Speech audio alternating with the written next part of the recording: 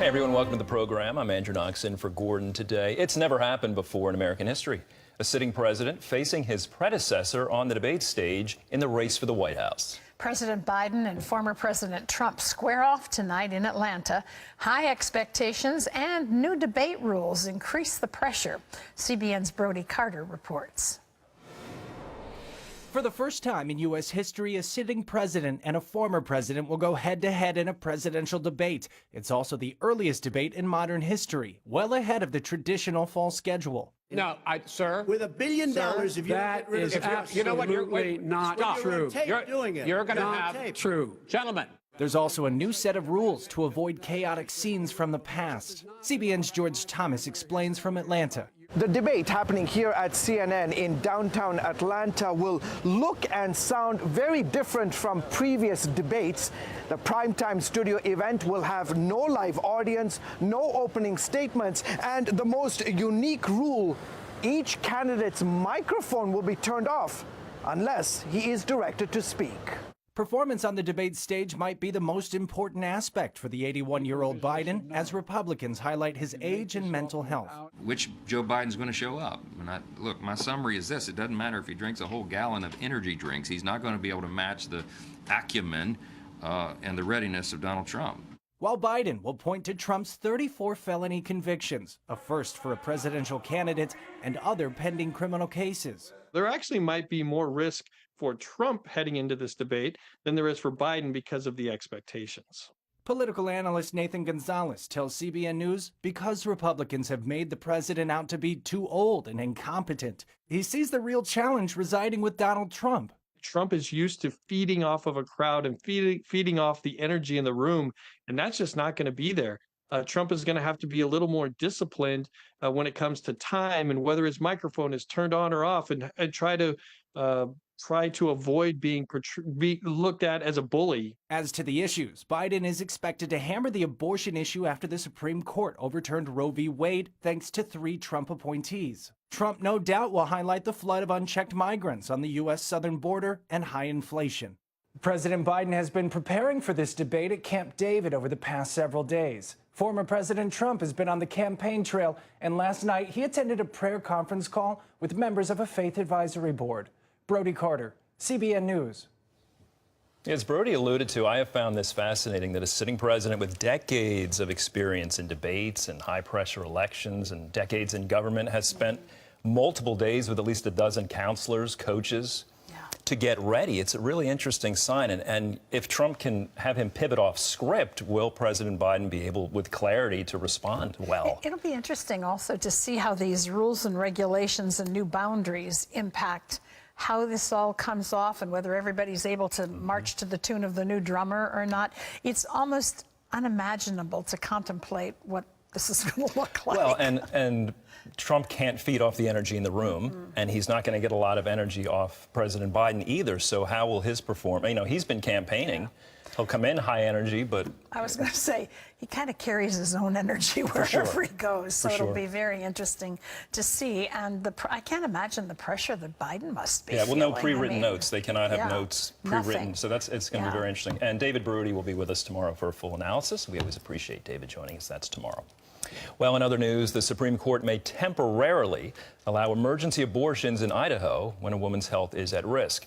Ephraim Graham has that story and more from the CBN newsroom. Ephraim.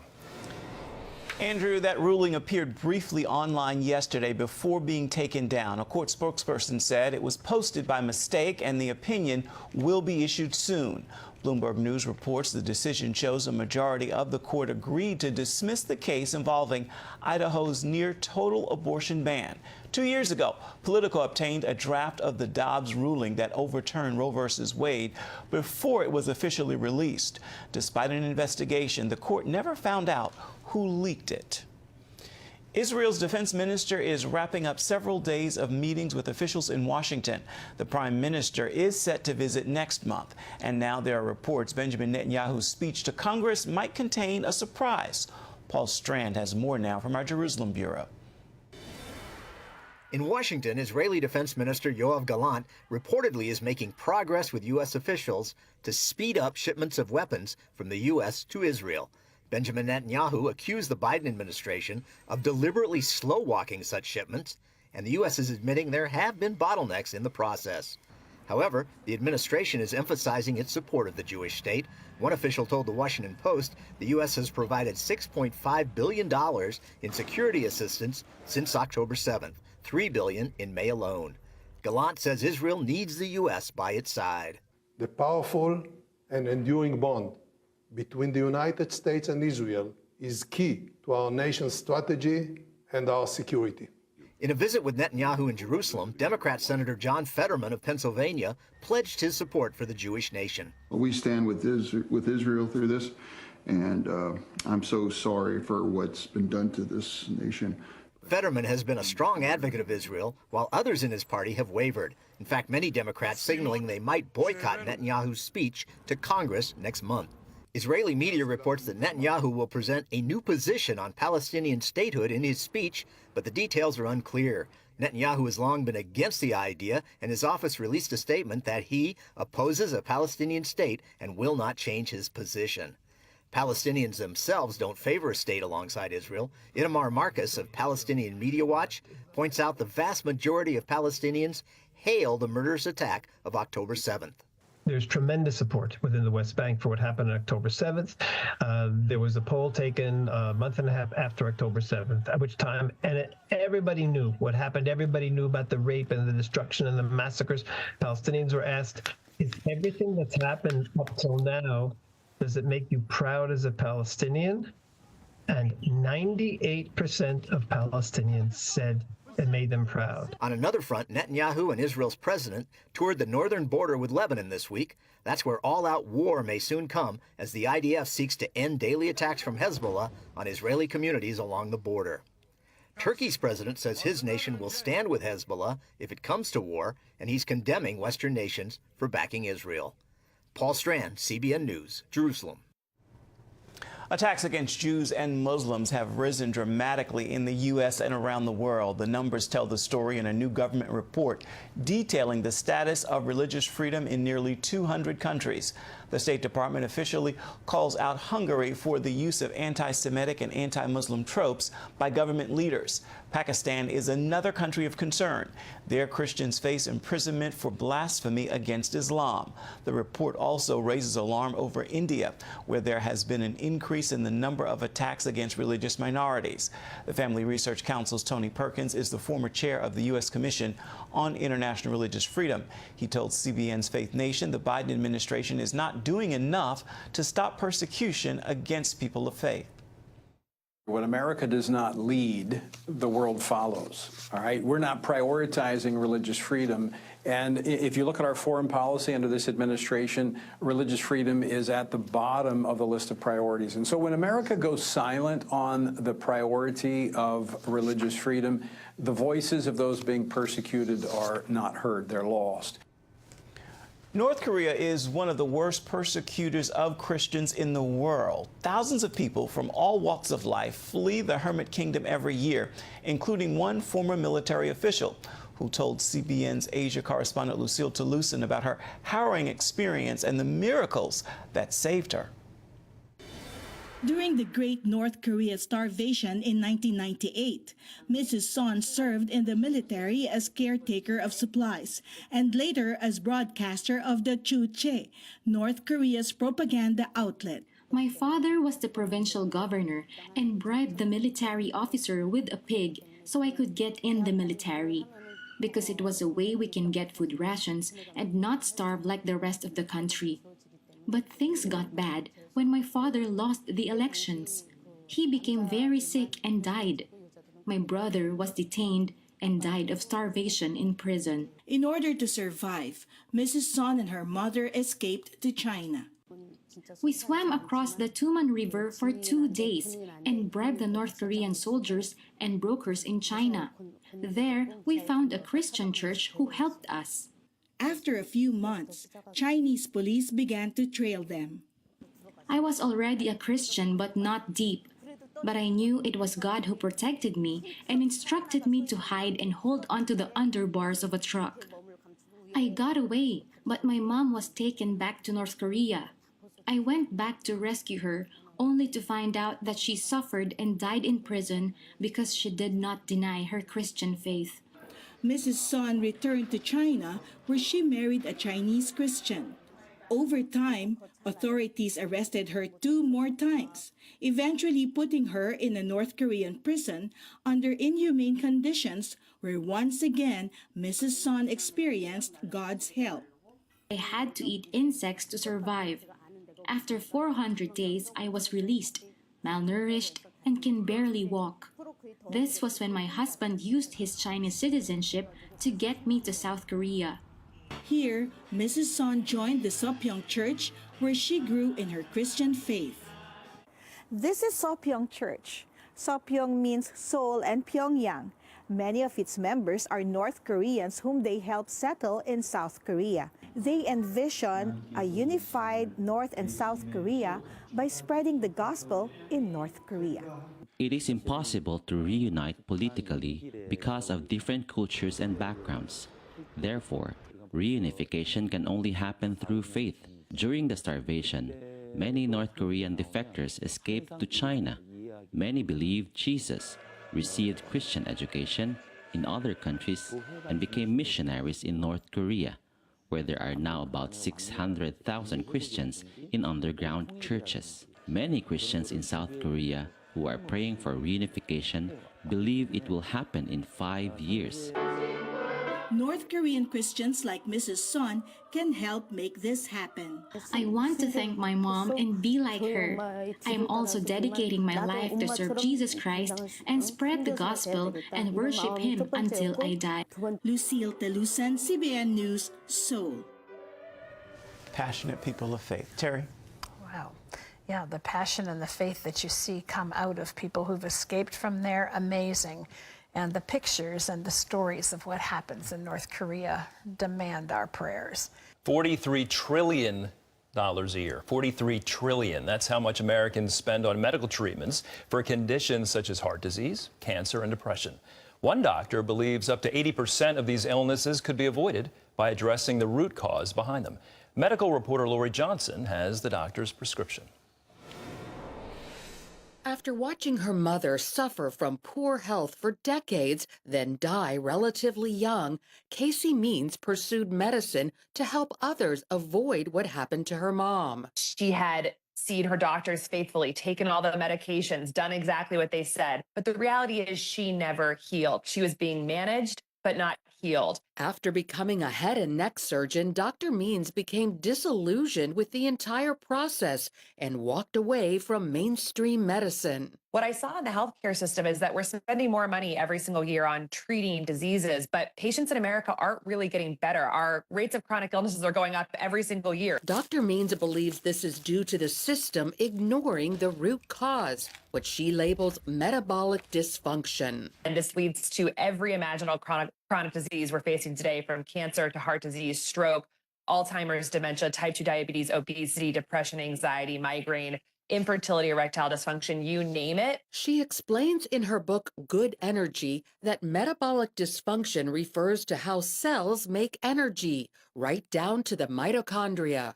Dr. Means puts a proper diet as the best way to avoid metabolic dysfunction or reverse it.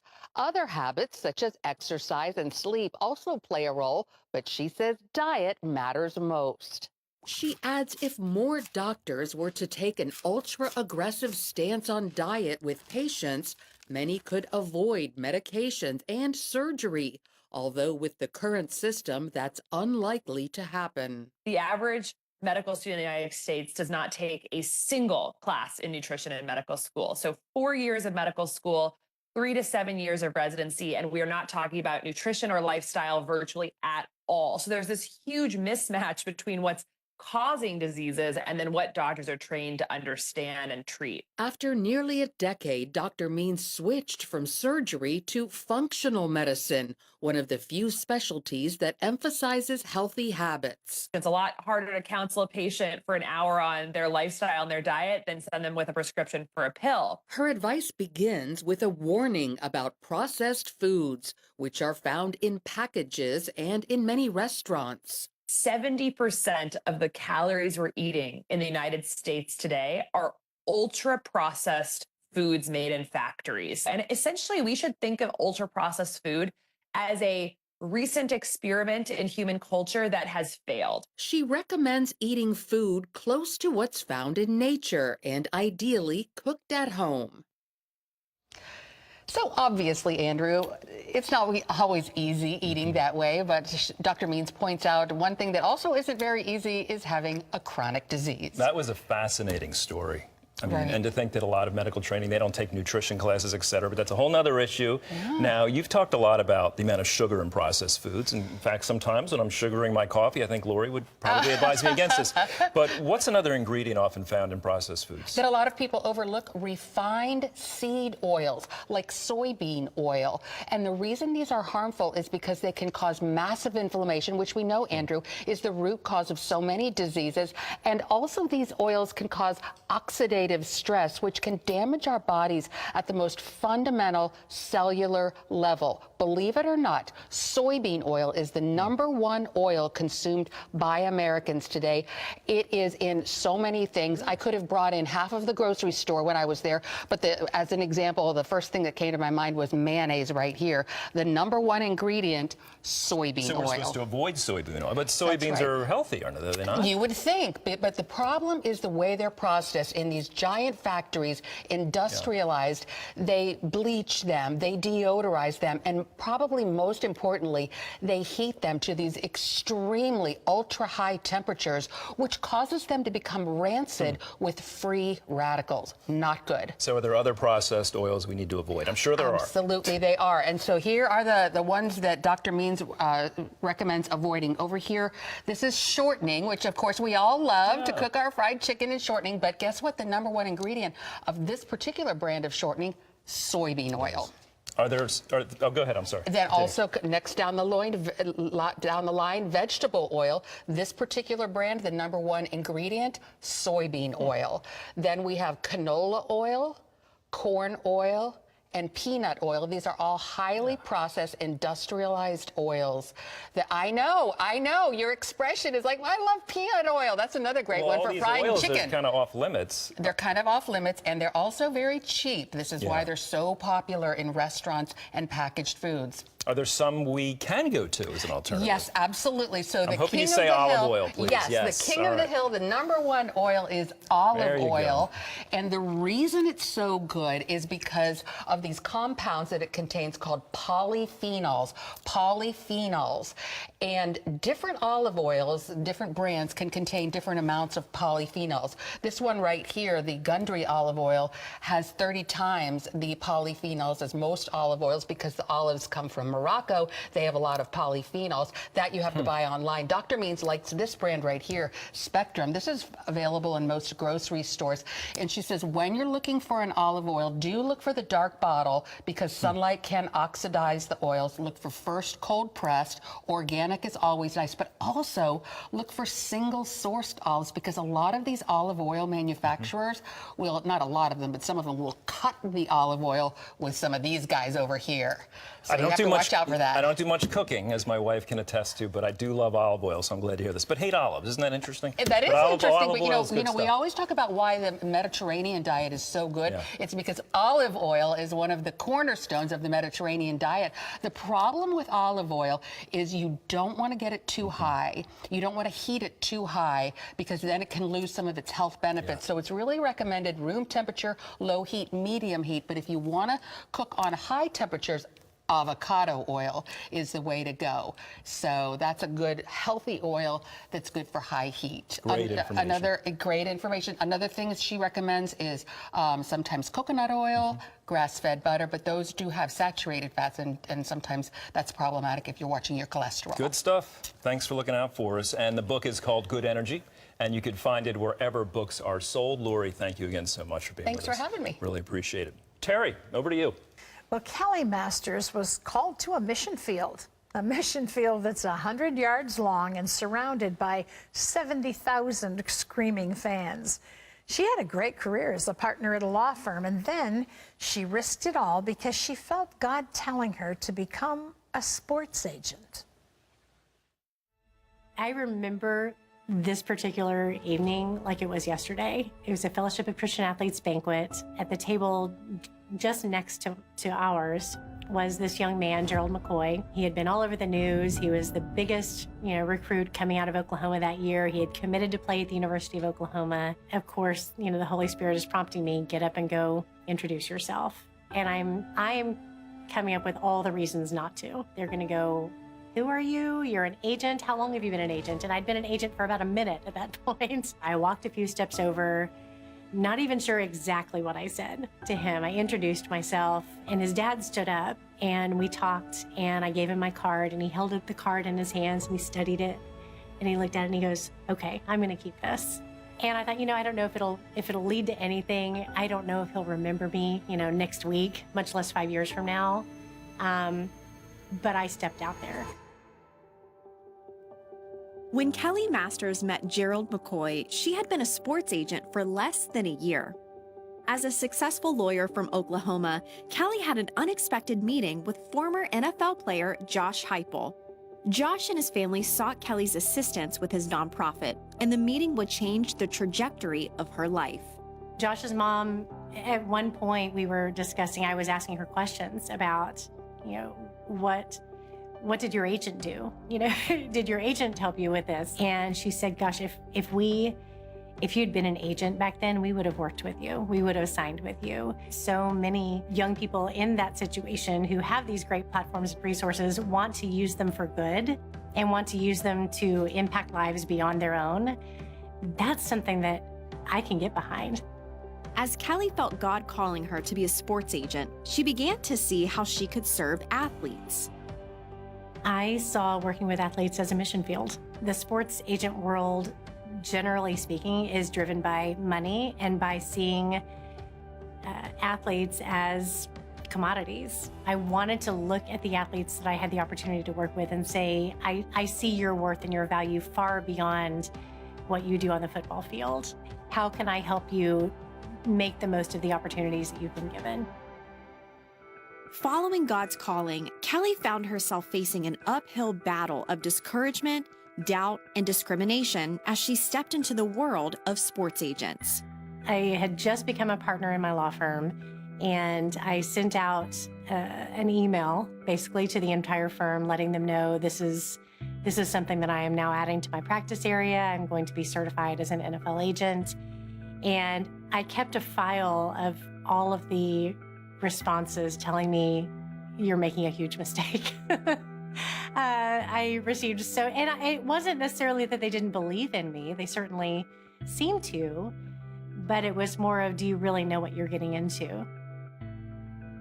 On the recruiting side of things, when I would walk into a meeting and either a parent, a mom or a dad would flat out say, we just don't think a woman can do this. Like, you seem like a nice girl, you seem really accomplished and intelligent, but this is the NFL. Over the following years, Kelli began to recruit and represent multiple undrafted free agents, but none of them made the final draft cut. The numerous financial challenges of being a sports agent weighed heavily on her. In the NFL specifically, a big part of signing a client from college going into the draft is paying for their training. And we're talking, minimum investment, maybe 10 grand. Honestly, my first 5 years, I poured tens of thousands of dollars into players just hoping one of them would make it. There were definitely many, many, many moments of tears on my knees going, God, I believe I am following you. I believe I'm doing what you have asked me to do, called me to do with my life. When is it going to get easier? There were definitely moments that I feared complete and utter failure. I had come to a point in my early 20s when fear of failure had driven me just to keep succeeding, like keep trying to find ways to succeed.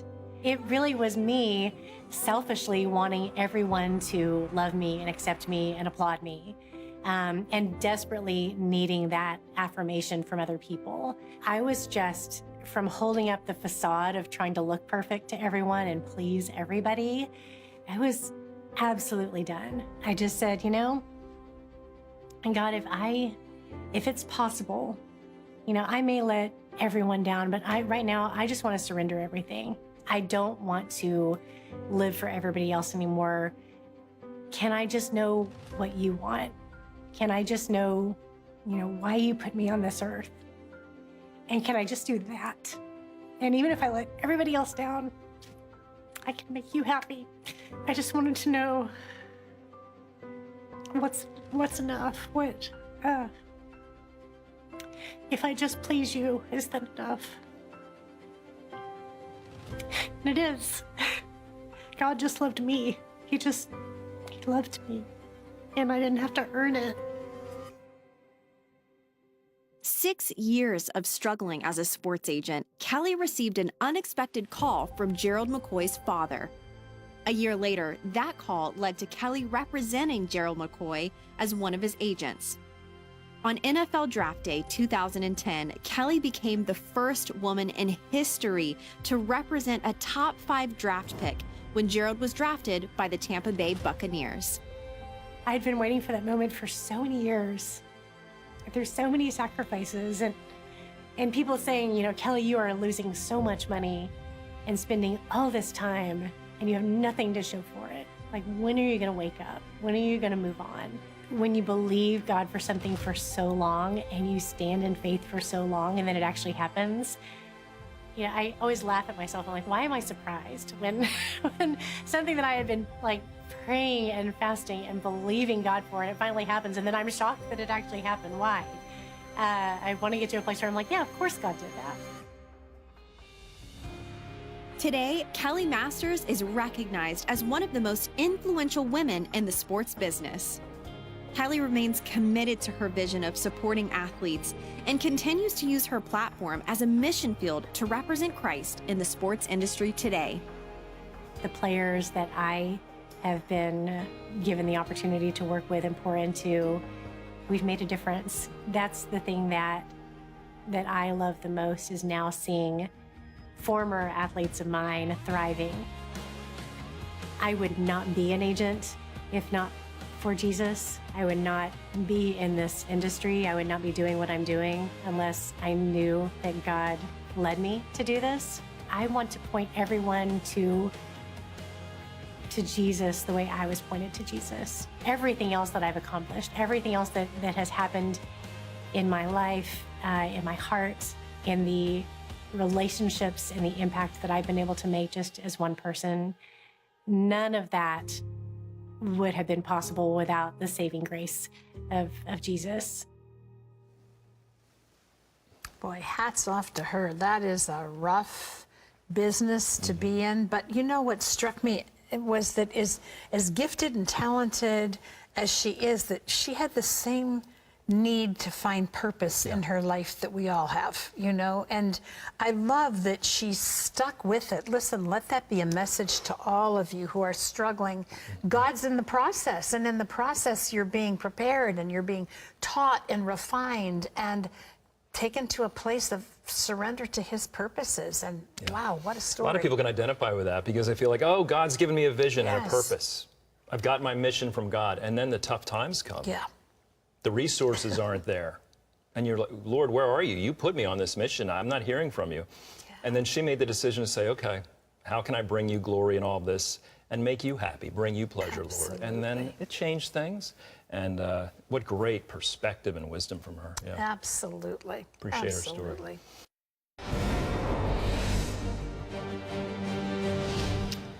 Welcome back to the 700 Club for this CBN News Break. Surgeries for transgender children is one of the most heated debates of our time. According to the New York Times, Biden officials succeeded in pushing an international group of medical experts to remove age limits from its guidelines for trans surgeries. The administration is reportedly concerned age minimums would trigger political backlash.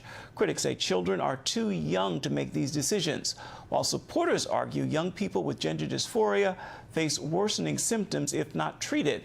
More than 24 states have laws restricting transitional medical treatments for minors. This week, the Supreme Court agreed to hear the Biden administration's challenge to one of those laws. A 100-year-old Florida woman is continuing her legacy of greeting voters with a smile. Marie Esch first cast her vote for president about 1948. Since then, she's been a part of the election process in a different way, volunteering as a poll worker for the last 25 years. Marie turned 100 in February, but she still drives and does crossword puzzles to stay sharp.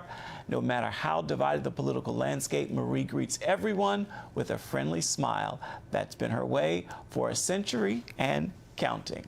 I want to remind you can always get the latest from CBN News by going to our website at cbnnews.com.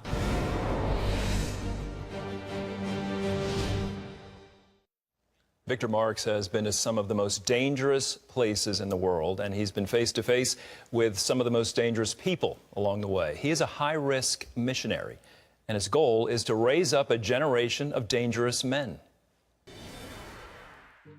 Victor Marx is head of All Things Possible Ministries and a high-risk missionary.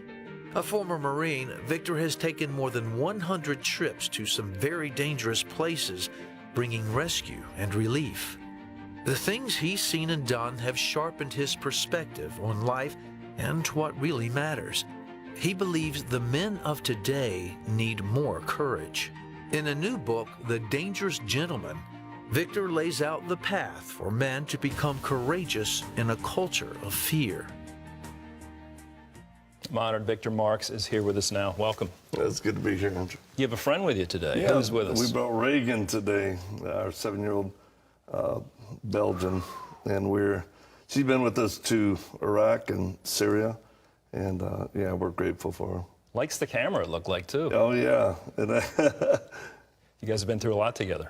We have, and we're thankful to Baden K9 who provided and still does all of our canines for the work we do. And I want to let people know, too, a lot of you already know Victor, but some of you may think he looks familiar because you're actually, don't YouTube it now, don't go to the internet right now, but you hold the world record for fastest gun disarming and unloading, right? Do you still hold that record?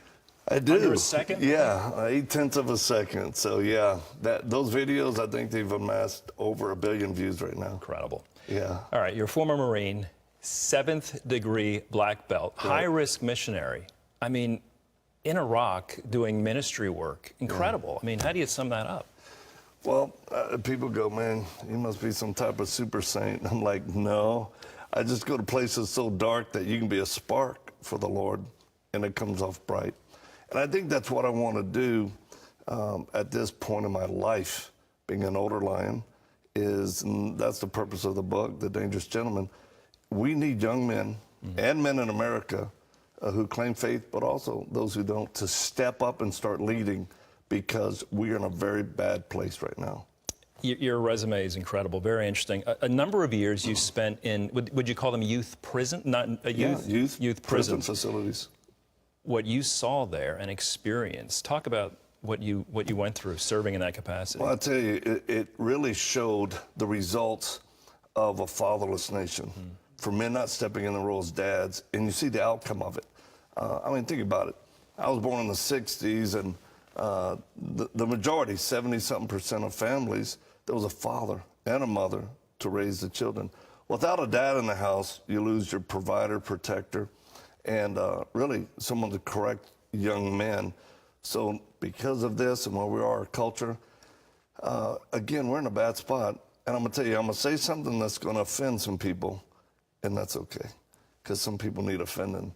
The church has really messed up to the point of, I think, the model and the DNA of the church in America is bad. And it needs to be changed, because making the pastor or teacher some type of celebrity up on a pedestal, you may grow a church or a following, but if you're not making disciples and men who will put their faith in action, then you've failed. Your journey started with a really horrific childhood, right? Can you share just a little bit about what you experienced? It's kind of made you who you are in some ways. It has, and I thank God he's a great redeemer. But as a child, you know, my father didn't claim me as his kid. My mother married 6 times, and I was abused and tortured as a kid and left for dead. So it required a lot of therapy, 123 visits to a trauma specialist over a 9-month period. And I know how the effects of abuse and that type of stuff will affect you even later in life. So my only hope was Christ and the Word. And again, not just the standard of regular Christianity doesn't really work for me. It had to be a strong personal relationship with the Lord. With that type of trauma, how did you find the Lord and receive his love? I was actually in the Marine Corps doing what I thought it took to be a man, which was wrong. There were masculine aspects of it. But a lot of people say, hey, dangerous gentleman, is it toxic? There is toxic masculinity in the nation. And that's not what I'm talking about. I'm talking about understanding God as a loving father. And what happened was my biological dad came back into my life through a letter. And he invited me to church. And it was through him that I received Christ at this church service. So I love the church. I love pastors who stand up for what they should. But I'm here to exhort those that are doing it for a vocation or profession or trying to do it for the ego. They should probably get out of the church and let men who know how to lead. Or if you're a really good teaching pastor, my deal is get a man who is a leader to lead your men's group, to raise up men, to let them really unleash them to do what they're called to do, which is fight a cultural war. Not just women anymore, but men need to step up. I mean, they're applauding children having stuff cut off of them or giving them pills. I'm fed up with the church being quiet and apathetic. My bride and I, we were in a film called Letter to the American Church. And if there's something I would tell people to do is watch that right now. It's as critical to our time as it's ever been for the church to wake up.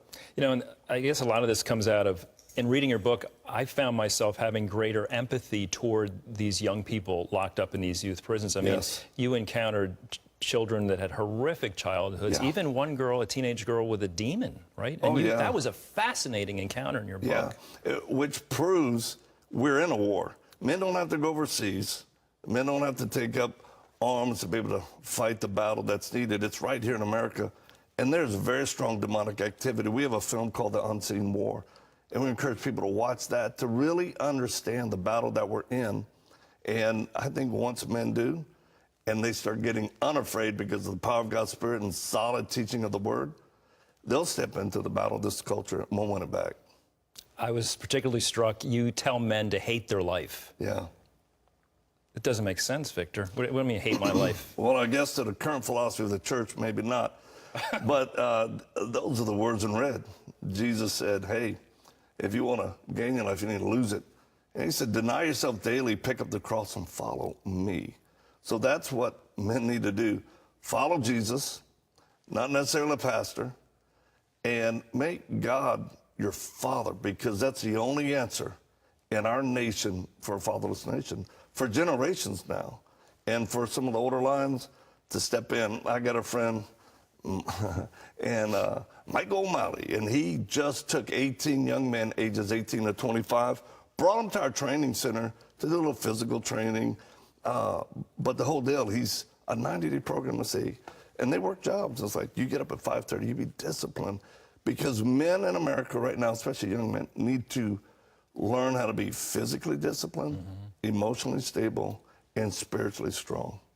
You're very confident, you're bold, you're assertive, but you're under authority too, aren't you? That makes all the difference in the world. Otherwise, I would just be some brash guy. People would go, well, he's loud or bold, but for what? I'm under the authority of Christ, who's given me a purpose and a passion. And my greatest accomplishment is not hurting bad people's feelings overseas or rescuing women and children, but it's being married to my bride for 35 years, having 5 children, which it isn't easy, and now we have 5 grandkids. Well, you're a very courageous, brave guy, but in reading this book, a lot of the courageous decisions going to these war areas, she said, let's do it. Oh, my gosh. You were following her. True. 4 months ago, we were in Iraq. Like, this isn't old stuff. 4 months ago, we did a rescue of a woman who'd been held captive 9 years by ISIS, had 2 children in captivity, 6 months planning, 5 days of execution. We won't get the details, but I will say this. She led the team. And when she's putting on her kit and gear, I said, can I just record you? Because I don't think people would ever understand. And when I saw her put a grenade in her pocket and then we prayed, I'm like, well, if manifestation of evil calls for us to protect children or women ourselves, we're prepared to. But God gave us favor, and we were able to get that lady back and her children after being gone for 9 years. Quick question, last one. As a guy, when you're struggling, I mean, there are times you're weak, Completely. right? So what do you do? How do you find support and strength? Well, in our weakness, His strength is made perfect. I consider myself an ordinary guy that God has allowed me to be part of Him doing extraordinary things. So don't think you got to be a knuckle dragger and big thick neck to be a dangerous gentleman. We run our lanes, and you start right in your home as a man. And as a single man, practice purity, because there's power in it, and you're preparing for your future wife. Yeah. Well, whether you're a man, a woman, a teenager, adult, this book will make you throw the covers off the bed and get up and do something good for somebody. It's called The Dangerous Gentleman, available nationwide. Victor, thanks so much for being with us. And thank you for being a dangerous gentleman. All right, I'm trying. On my way. Here's a dangerous woman. Terry, over to you. Milk spilled out of Gianna's nose, and her mother constantly worried that she'd choke. That's because Gianna was born with a cleft lip. This family prayed to God for help, and you were the answer to their prayers. Mukira's 5-month-old daughter, Gianna, was born with a cleft lip. When she drinks milk, it spills out of her mouth and nose. Life is difficult. She can easily choke, so I have to be with her all the time. Mukira runs a small food stand while her husband does different jobs he can find in Nairobi, Kenya. They knew they couldn't afford to pay for the needed surgery. We are praying to God that someone will come and help us so that our baby can be like other children before she goes to school. They met a man who told them about Operation Blessing, and thanks to your generosity, we paid for Gianna to get her cleft lip surgery. We no longer worry about her choking when she eats. She eats so well now. She is always laughing and smiling. When she starts school, no one will make fun of her. I want to say a big thank you. I am so happy. May God bless you all for your kindness, and may you continue to help others who are in need. You know, just looking at her smile makes me smile. I hope you feel that way too. And that smile is a thank you to you. Can you imagine going through life not being accepted by people, being mocked and made fun of, not having opportunities that are available to others, all because of something you couldn't impact in any way, that you had nothing to do with, no wrong choices involved, just an accidental scenario at birth. Listen, I want to say thank you for caring enough to make a difference, because this little girl has hope and a future because of your kindness. That's just one of the kind of things that you do when you join the 700 Club. There's so much more. And that's why we ask you to help us. You know, we have an opportunity together to touch the lives of people all around the world right at their point of need and make a lifelong difference. Wouldn't you like to be part of that? You can for 65 cents a day, $20 a month. That's what it costs to join the 700 Club. I'm asking you to do that now. There are other club level options. You can see them there. Maybe you're already a 700 Club member. Would you consider going up to 700 Club Gold at $40 a month, or maybe the 1000 Club at $84 a month? 2500 Club members join us at $209 a month. And at the bottom, you see our founders. Those are folks who join us at $5,000 a year. That works out to about $417 a month. You can change any of your giving anytime you want to, but what you can't change is the opportunity for you and I to touch lives for all eternity with kindness, with the love of the Lord. Will you call now? Our number's right there on your screen, 1-800-700-7000. You can go to cbn.com if you prefer to join that way. And our way of saying thank you for caring about others, we have a great gift for you. It's Gordon's latest biblical answers to today's questions, and it comes with the workbook, all filled with the Word of God and what He has to say about the answers that most of you are concerned about in the world. So will you do that? Call right now. We need to hear from you. There are lots more children who need a touch from you, many families as well. So thank you in advance.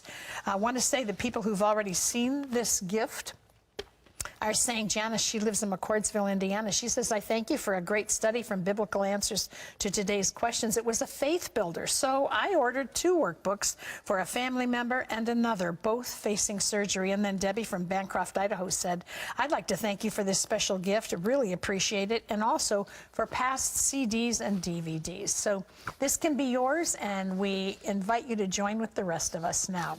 Got some email questions. Yeah, we got like a minute left, right? Right. This is I don't know if I'm saying this right. Kahuhira. Wow, beautiful. Yeah. How long does it take for the Lord to forgive a sin? Oh, I think we're the delay, aren't we? Yeah. The psalmist says, a broken and contrite heart you will not despise. And Scripture says, come boldly to the throne of grace where we will receive mercy. So many times we just kind of hide in shame, right, Terry, because we're just fearful to go to the Lord. But the contrite, broken spirit and true repentance, true repentance for sin, not cheap grace, I know I'm going to go sin again, but true repentance. Jesus embraces us. You know the thief on the cross. So many people point to that, but Jesus said, you'll be with me in paradise. It's the contrite, broken spirit. Jesus responds immediately. He loves us. Yeah, we don't have to wait for him. He's waiting That's for right. us. That's right. Absolutely. Well, we leave you with these words from 2 Timothy 1, verse 7. For God has not given us a spirit of fear, but of power and of love and of a sound mind. Thanks for being with us. God bless you.